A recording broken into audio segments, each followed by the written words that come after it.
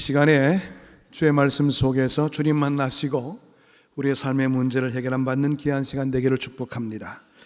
우리 모든 사람들에게는 공통점이 있습니다. 우리 모두가 연약한 존재에 불과하다는 사실입니다. 그래서 성경은 우리 인간의 삶을 가리켜서 질그릇 같아 그렇게 평가하기도 했습니다.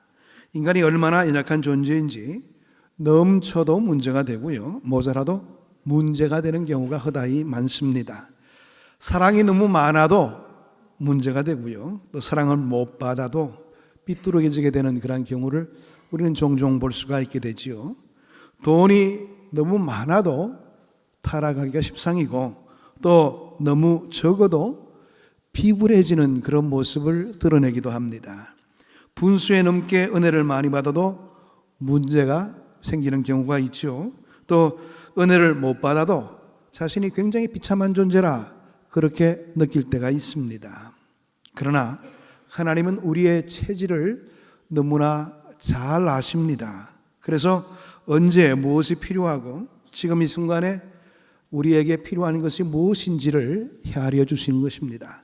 본문의 말씀 가운데서도 성령도 우리의 연약함을 도우시나니 이렇게 이야기되고 있는데요, 우리의 말씀경에는 연약함이라 이렇게 단수로 묘사되어 있습니다마는 원래 원문에는 복수형으로 되어 있습니다. 우리의 연약함이 한두 가지가 아니라는 뜻입니다. 연약함들, 많은 연약함을 가진 존재가 인간이라 이렇게 이야기하고 있는 겁니다. 좀 된 영화지만 타이타닉이라는 영화가 있었지요. 그 영화를 보게 되면 배에 금이 가기 시작했습니다. 빙산에 충돌을 해서 배에 금이 가기 시작하니까 제일 먼저 인지한 것이 바로 쥐들이었습니다. 쥐들이 위험을 느끼고 숨어 있다가 다 기어 나오는 겁니다. 쥐는 이미 파선을 예상하고 있었던 겁니다. 개미도 마찬가지입니다. 개미가 이제 홍수가 날 때쯤 되면 미리 알고 자신의 집을 나무 꼭대기로 옮긴다고 그럽니다. 그만큼 이 미물들도 굉장히 이 앞으로 이루어질 일들에 대해서 민감한 반응을 보이고 있고, 그리고 또 예측하면서 자신의 어려움들을 해결해 나가는 그런 모습을 가집니다. 그런데 우리 인간들은 그렇지 않죠. 한 치 앞에 있는 그런 우리의 미래조차도 알지 못하는 연약한 존재에 불과합니다. 미물만도 못한 존재가 바로 인간이라 이렇게 이야기해 볼 수가 있는 것이지요. 그렇다면 우리의 육체가 강한 것입니까? 그렇지도 않습니다. 눈에 보이지 않는 작은 병균 때문에 그렇게 튼튼해 보였던 그런 사람들이 쓰러져 나가는 경우가 있죠. 정신적으로 우리가 얼마나 연약한 존재들입니까? 조그마한 근심만 있다 그래도 밤을 지새우면서 잠을 설치게 되는 것이 우리의 모습입니다. 오히려 강해 보이는 사람일수록 더욱더 정서적으로 연약한 모습을 드러낼 때가 많습니다. 우리가 나폴레옹이라 그러면 아주 강직하고 모든 부분에 있어서 전혀 연약한 부분이 없을 거라 생각하는데요, 그렇지 않다고 그럽니다. 나폴레옹이 집으로 돌아오게 되면 그 외로움을 견딜 수가 없어서 항상 아내의 무릎에다가 얼굴을 묻고 울고 있을 때가 많았다고 그럽니다. 인간은 영적으로도 연약한 존재입니다. 괜찮은 사람 같이 보여도 돈 앞에서는 어찌할 바를 모르는 그런 분들이 계시더라고요. 돈 앞에서는 시험 드는 분들이 계시다는 말이에요. 또 반대로 돈에는 아주 깨끗하고 명쾌한 사람인데 이성 앞에 가면은 넘어지는 경우를 종종 보게 됩니다. 또 어떤 분들은 기도를 열심히 하는가 싶어서 가까이 가서 보게 되면 또 아주 교만한 모습을 보이는 분들이 없지 않아 계시죠. 충성하는가 싶었는데 또 가까이 가서 보게 되니까 물질에는 또 얼마나 인색한지요. 뭔가 완벽한 사람이 없는 것을 살펴볼 수가 있게 되는 겁니다.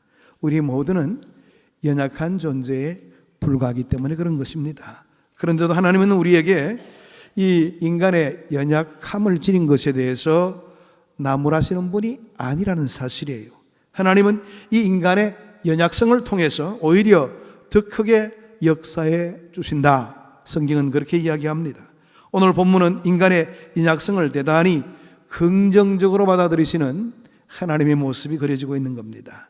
하나님은 우리가 연약하다는 사실 때문에 오히려 도움의 손길을 열어주시기를 원하신다는 거예요. 그래서 우리의 연약성 때문에 우리는 하나님을 만날 수가 있게 되는 것이고, 또 하나님을 의지하며 살아가는 사람이 될 수가 있는 겁니다. 그렇다면 이와 같이 연약한 우리를 하나님은 어떻게 다루시는 것일까요? 하나님께서는 연약한 사람을 완벽한 영웅으로, 요즘 들어서 어벤져스라고 영웅 이야기가 많이 나오는데요, 그런 사람으로 만드는 것이 아닙니다. 보혜사 성령님을 보내주셔서 우리를 도와주심으로 우리와 함께 하시겠다는 것을 약속해 주시는 분이십니다. 다시 말해서 하나님은 우리의 필요가 있다는 부분들을 당신의 힘으로 그냥 꽉 채워주셔서 우리를 완벽한 존재로 만들어서 쓰시는 분이 아니시고, 우리의 삶을 일일이 동행해 주시고 우리의 부족한 부분들을 함께 해 주심으로 통해서 그 문제를 이겨나갈 수 있도록 만들어 주시는 하나님이십니다. 왜 그럴까요? 우리는 우리의 힘이 주어지게 되면 교만할 수가 있기 때문에 그렇습니다. 그래서 매 순간 하나님을 의지하고 살도록 하나님은 우리를 붙들어 주시고 함께 해 주시고 도움의 손길을 열어주시는 겁니다. 여러분, 주기도문에도 보면 어떤 내용이 있습니까? 일용할 양식을 주옵시고. 일용할 양식입니다. 우리 생각 같아서는 우리의 창고에 넉넉하게 채워주시는 하나님의 손길로 양식을 채워주시고 이렇게 기도해야 될 것 같은데, 주님이 일러주신 기도의 내용 속에는 일용할 양식을 구할 것을 말씀하고 있습니다. 그 말의 의미가 뭡니까? 날마다 나를 의지하면서 살라. 나는 너와 교통하고 소통하고 싶은 것이지, 내가 너에게 일방적으로 큰 힘을 주게 된다면 너는 나를 떠나고 말 거야. 우리의 인간의 속마음을 헤아려 주시는 하나님은 그렇게 역사하시는 하나님이신 것입니다. 오늘 본문의 말씀에서도 성령도 우리 연약함을 도우시나니 이런 말씀이 있지요. 여기서 도운다는 단어를 성경 원문에 보게 되면 퍽 재미있는 단어로 쓰고 있습니다. 성령님이 우리를 도우시는 사건이 얼마나 신비하신지요. 그 당시에 사용되는 말로 표현이 안 되었던 것 같습니다. 그래서 헬라어의 세 단어를 함께 뭉쳐서 새로운 합성어를 만들어서, 신조어를 만들어서 그 단어로 쓰고 있는 겁니다. 그 단어가 어떤 단어냐면 쇠난티 람바노마이 이런 말입니다. 굉장히 길죠? 여러분들 따라하기도 힘든 그런 긴 단어입니다. 그런데 이 단어는 세 가지 말이 이렇게 합해져서 만들어진 단어예요. 쉰이라 그럴 때는 함께하다 이런 뜻을 가지고 있고요. 안티라는 말은 영어에도 엔티라는 말로 많이 쓰이는데요, 상대편, 감당할 수 없는 그런 우리 앞에 부각된 문제들, 이런 것을 이야기할 때 안티라는 말을 씁니다. 람바노마이는 갑자기 그 문제를 확 치워주시는 것을 이야기합니다. 그래서 이 돕는다는 말은 내가 감당하기 어려워서 힘들어하는 그 문제를 단순간에 해결해 주신다. 도움의 손길을 열어주신다는 뜻이 그런 뜻을 가지고 있는 것입니다. 내 능력이 도저히 미치지 못하는 문제에 부닥쳐서 내가 어찌할 바를 모르고 있을 때에, 내가 이처럼 당하고 있을 때에 어떤 큰 힘의 존재가 그 문제를 번쩍 들어서 치워주게 되는 거예요. 이제 우리의 갈 길이 보이게 됩니다. 인생의 문제가 해결되어지는 특별한 역사를 경험하게 되는 거예요. 바로 이렇게 성령님은 우리에게 도움의 손길을 열어주신다는 것을 성경은 이야기해 주고 있는 겁니다. 여러분, 인생의 짐이 무거워서 어찌할 바를 모르고 지금 이 자리에 나오신 분들이 계십니까? 내가 감당할 수 없는 인생의 짐을 성령님께서 친히 옮겨주실 거예요. 내 마음을 열게 되고 주님께 내 모든 것들을 맡기게 될 때 주님께서는 그 일에 관여해 주시고 우리의 인생의 문제를 쉽게 해결해 주시는 하나님이 되시는 겁니다. 영적으로 실패한 자리에서 안타까워하며 당황해 여기는 분들이 계십니까? 또 날마다 똑같은 죄를 범함으로 실패의 언덕을 넘어서지를 못해서 괴로움을 겪고 계시는 분들이 계십니까? 성령님이 여러분의 인생을 친히 헤아려 주시고 도움의 손길을 열어주실 것입니다. 26절의 말씀 보게 되면 성령도 우리 연약함을 도우시나니 이렇게 이야기되고 있죠. 여기서 도운다는 단어, 아까 굉장히 복잡한 단어라고 그랬는데 그 도운다는 단어의 시제가 현재형으로 되어 있어요. 현재형으로. 물론 성령님은 과거에도 우리와 함께 해주셨죠. 하나님을 믿고 의지하는 자에게 항상 함께 해주셨습니다. 마찬가지로 미래에도 역시 우리에게 도움의 손길을 열어주실 거예요. 무엇보다 바로 지금 이 순간에도 성령님은 우리와 함께 해주시고 우리에게 도움의 손길을 열어주십니다. 그러므로 오늘 이 내용의 의미가 현재형으로 쓰였다 할지라도 언제나 도와주신다는 그런 뜻으로 이 내용을 이해해야 되는 것입니다. 매 순간순간 가장 적절한 방법으로 성령님은 우리의 도움이 되어주신다. 그런 뜻으로 도우신다는 말이 쓰여지고 있는 겁니다. 가정에서 우리가 괴로워하면서 기도하게 될 때에 그 자리에 우리와 함께 해주시는 성령님의 역사가 있습니다. 직장에서 우리가 괴로워하며 안타까워할 때도 바로 우리의 곁에서 우리를 지켜봐 주시고 그 안타까움에 동행해 주시며 힘이 되어 주시는 성령님이십니다. 그렇습니다. 우리가 크다란 문제에 부닥쳤을 때에 성령님은 바로 그 자리에 임재해 주시고 우리의 어려움을 헤아려 주시고 도움의 손길을 열어주시는 분이십니다. 이 시간 부족한 종이 이 자리에서 설교를 하고 있습니다. 저 혼자 설교하는 것 같지만은 성령님이 부족한 저를 지금 도와주시고 계시는 겁니다. 설교를 통해서 여러분들 저를 바라보지 마시고 저 이면에 역사하시는 성령님을 바라보시게 되기를 축복합니다. 저를 통해서 선포되는 하나님 말씀에서 하나님의 음성을 들을 수 있게 되기를 바랍니다. 이게 바로 우리가 예배 시간에 우리가 예배에 임하게 될 때 우리가 가져야 될 태도입니다. 사람 바라보면서 여러분들이 이 자리에 앉아 계십니까? 아니지 않습니까? 하나님 만나기 위해서 이 자리에 여러분들이 계시고요. 갈급한 심령을 안고 오늘 나에게 어떤 말씀을 허락하실까 기대하면서 우리가 이 자리에 앉아 있는 겁니다. 그렇습니다. 하나님의 역사심이 그렇게 우리의 삶 가운데서 친히 그 말에 힘을 허락해 주시고 능력을 덧입혀 주시는 것입니다. 여러분, 그러면 어떻게 도우신다고 말씀하고 계십니까? 우리를 위하여 친히 간구하신다. 그렇게 이야기합니다. 이상하게도 우리가 생각할 때는 내가 아래는 지금 내가 봉착한 이 문제에 친히 관여해 주시고 그 문제의 해결책을 허락하실 것 같은데 오늘 이 내용의 말씀 보게 되니까 우리를 위해서 간구하신다, 기도하신다 그렇게 이야기되고 있는 겁니다. 아니 왜 성령님은 여러 가지 도움의 길이 있을 터인데 우리의 기도를 돕는다고 말씀하고 있는 것일까요? 기도는 우리의 모든 문제를 해결하는 능력이 되기 때문에 그렇습니다. 그리고 기도 안에 모든 것이 담겨져 있기 때문에 성령님은 우리로 하여금 먼저 기도에 몰입하도록 그렇게 인도하신다는 겁니다. 감당할 수 없는 큰 문제를 만나게 되면 우리는 기도할 엄두를 못 낼 때가 있습니다. 가슴이 답답하죠. 내가 기도하고 싶어도 기도가 안 나오는 거예요. 이럴 때 우리 성령님께서 먼저 우리의 삶을 감동감화시켜 주심으로 기도할 수 있도록 만들어 주시는 거예요.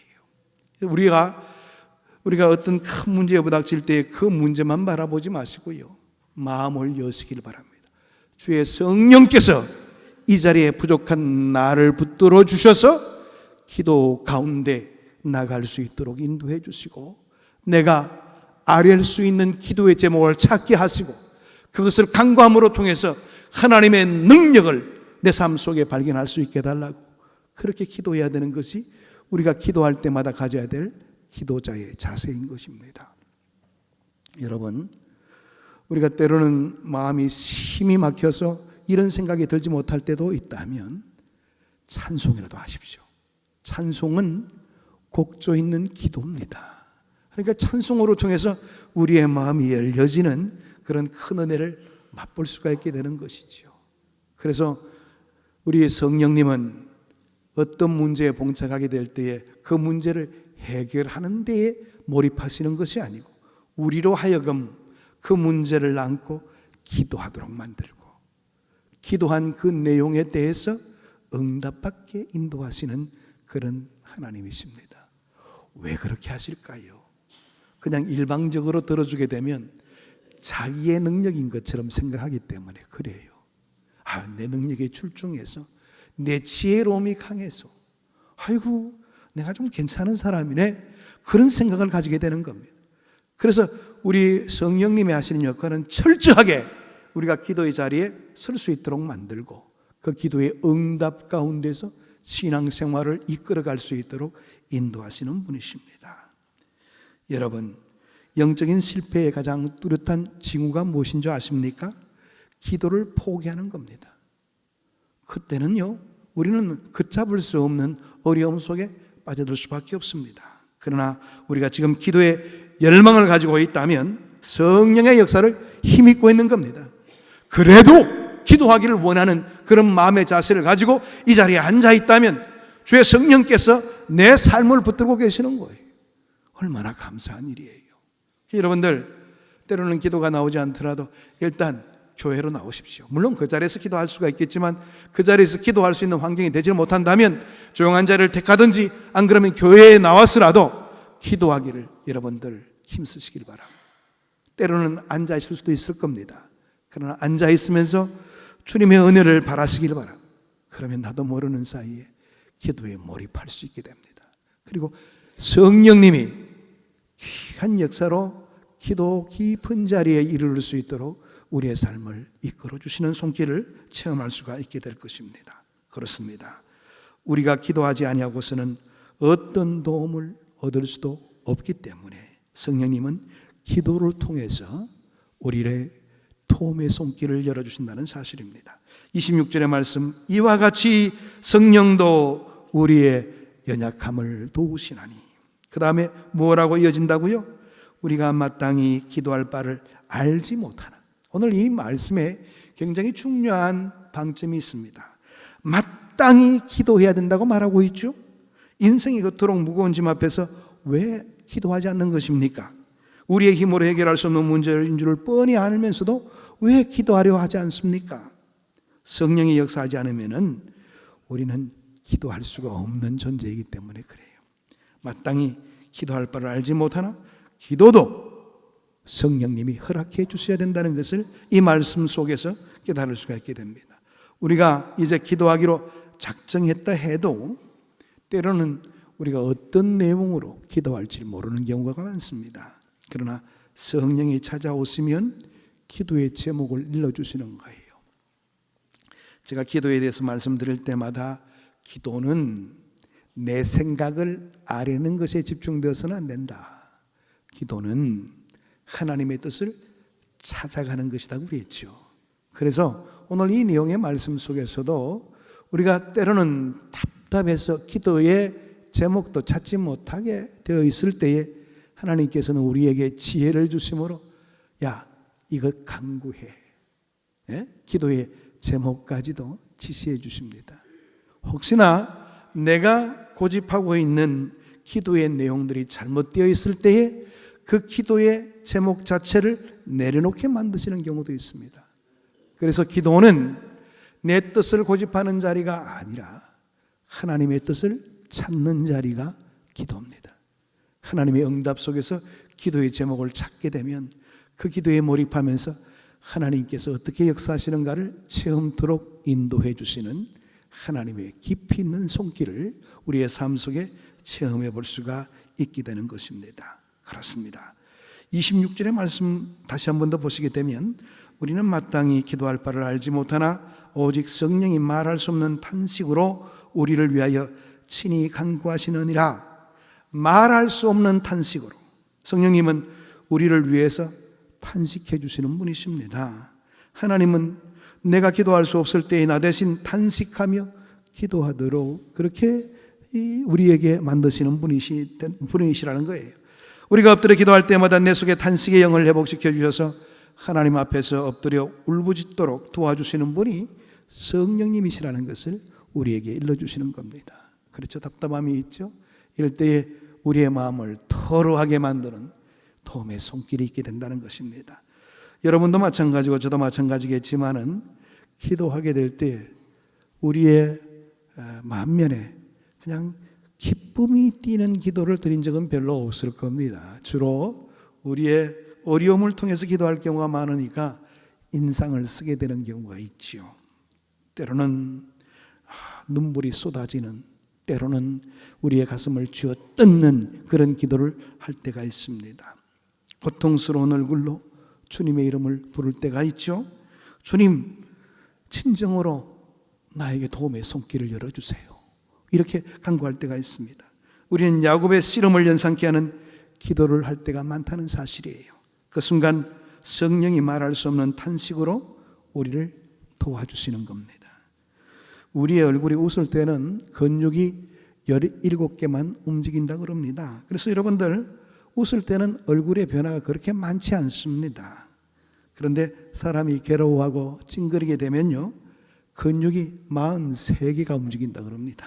그래서 얼굴이 더 못생겨질 수밖에 없는 거예요. 기도하는 사람들을 바라보면서 저 양반 뭐 저렇게 차량하게 저렇게 울면서 기도하나, 그렇게 생각지 마시기를 바랍니다.